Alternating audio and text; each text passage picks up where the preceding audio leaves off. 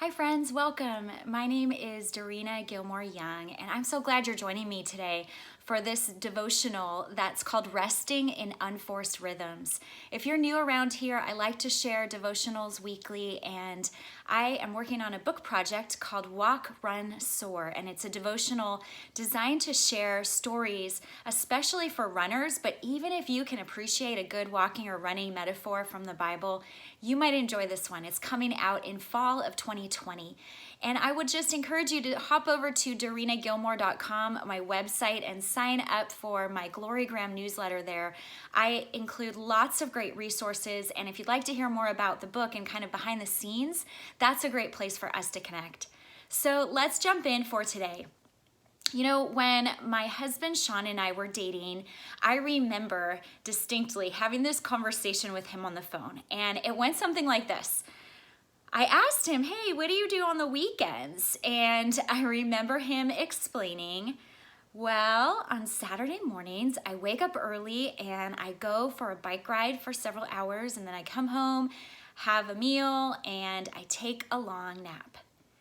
And then I paused, and he said, well, and then on Sundays, I wake up early and I go for a long run, maybe for a couple of hours, and then I come home, I have breakfast, and I head to church. And he was a head usher at the church in Maryland where he was attending. So he would attend sometimes 3 services in a weekend, maybe more, and then he would come home, have lunch, and take a long nap. And I have to explain that on the other end of the phone, I was kind of scoffing and laughing in my spirit because at the time I had 3 young daughters, and taking naps and resting in that way was something I had no idea what it was like. And for Sean, who was an athlete, he was actually training for several years to run the Ironman races, and so he had actually done 6 of those races. He viewed food, he viewed working out and training, and he viewed rest as all part of preparing him as an athlete. And so those were non-negotiables.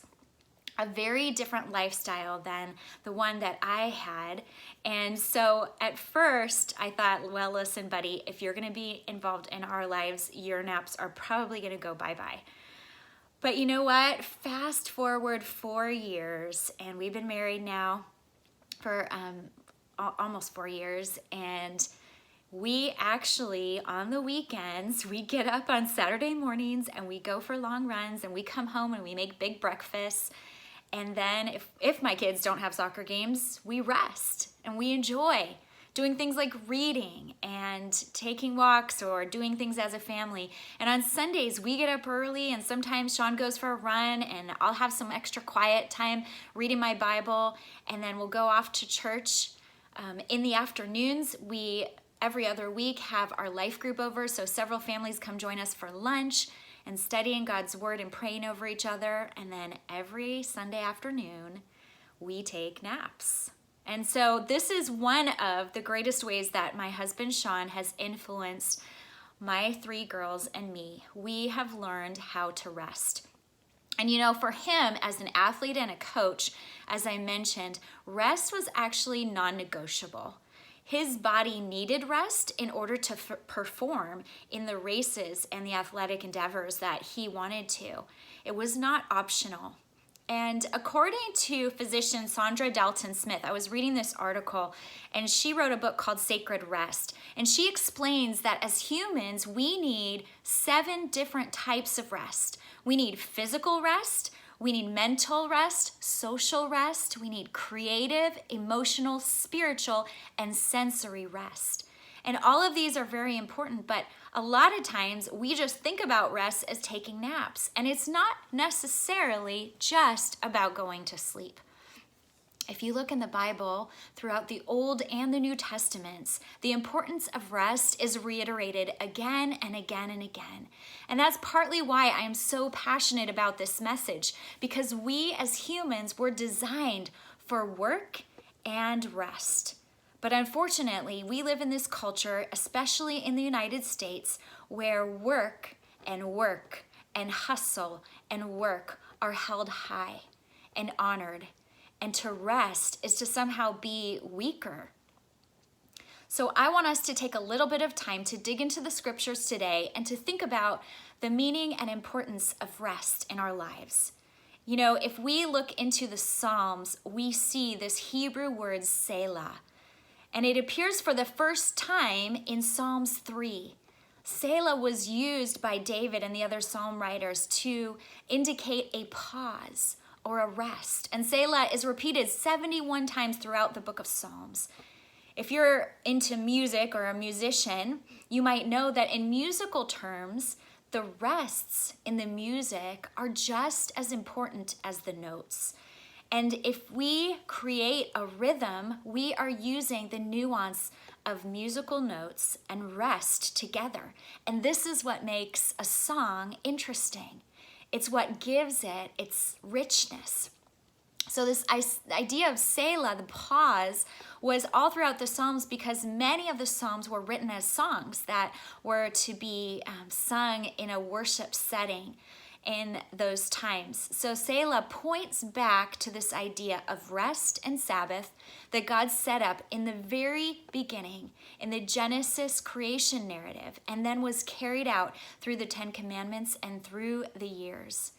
And then let's fast forward a little bit to the New Testament, where we see again and again that Jesus modeled rest for his disciples and for those around him. He had no qualms about taking time for rest, and he often escaped to pray and to rest and to be with his Father.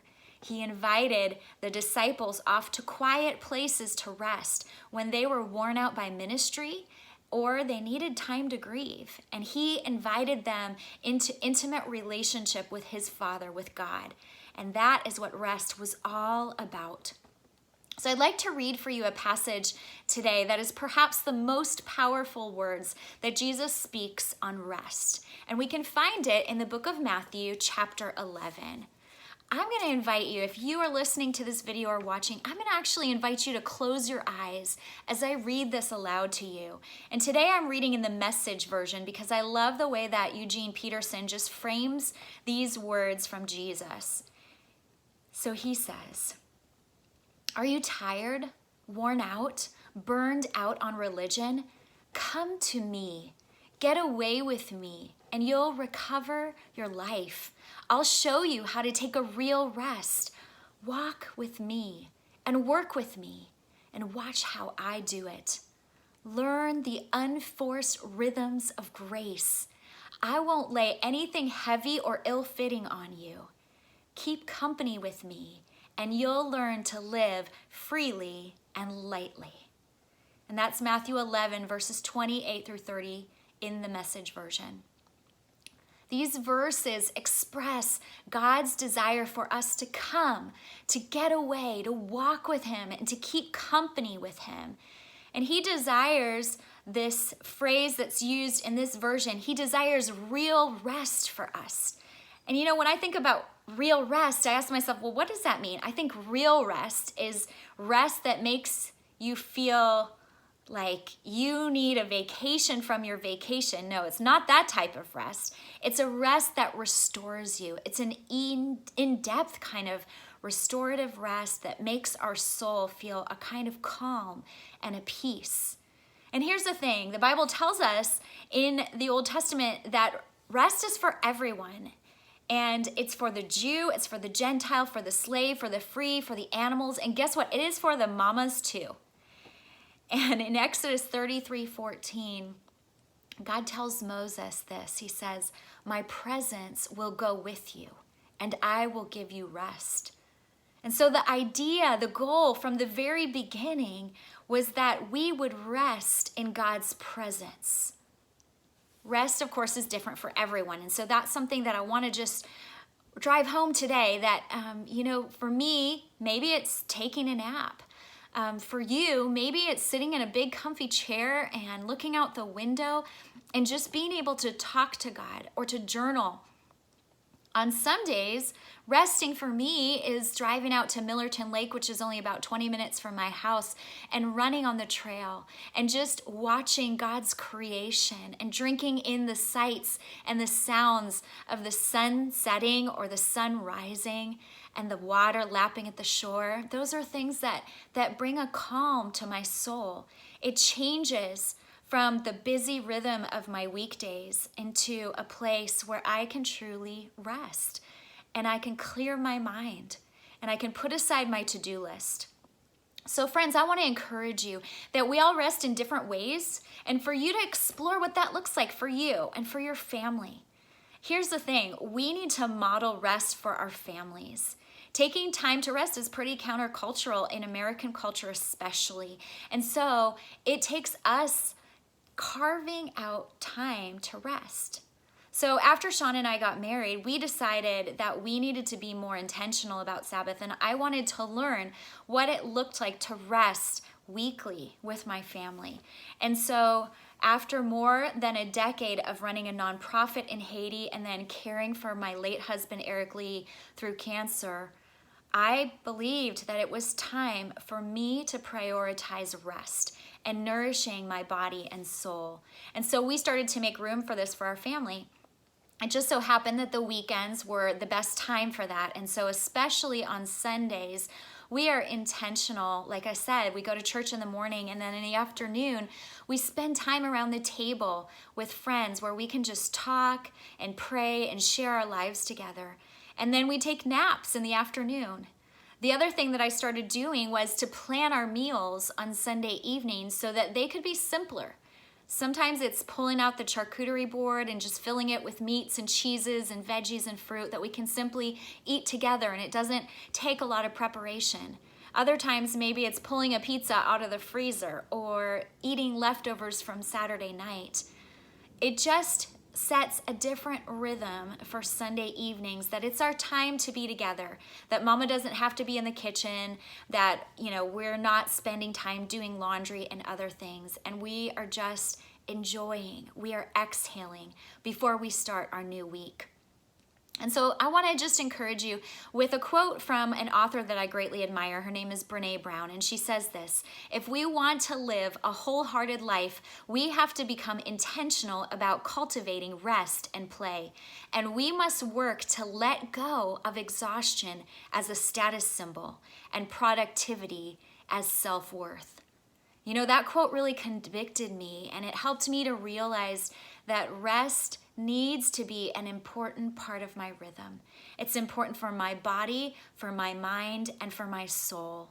And so I want to leave you with this challenge question today. When will you be still and rest with God? And what do you have to say no to in order to find that unforced rhythm of grace that it talks about in Matthew 11?